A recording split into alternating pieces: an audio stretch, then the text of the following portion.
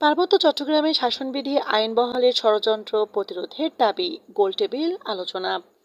পার্বত্য চট্টগ্রামের সকল নাগরিকের সমান অধিকার থাকতে হবে। বর্ণ, ধর্ম, গোত্রের কোনো পরিচয় দিয়ে ও হিল ট্রাস্ট ম্যানুয়াল দিয়ে পার্বত্য চট্টগ্রাম চলতে পারে না। সাংবিধানিক অধিকার সমানভাবে থাকতে হবে। সংবিধান যদি পরিবর্তন হতে পারে, তাহলে চুক্তি কেন পরিবর্তন হবে না, এই প্রশ্ন রাখেন বক্তারা।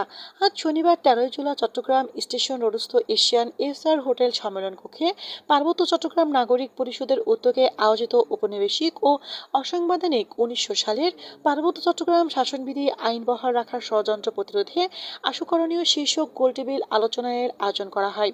পার্বত্য চট্টগ্রাম নাগরিক পরিষদের কেন্দ্রীয় চেয়ারম্যান কাজী মুজিবুর রহমানের সভাপতিত্বে অনুষ্ঠান সঞ্চালনা করে কেন্দ্রীয় মহাসচিব আলমগীর কবির।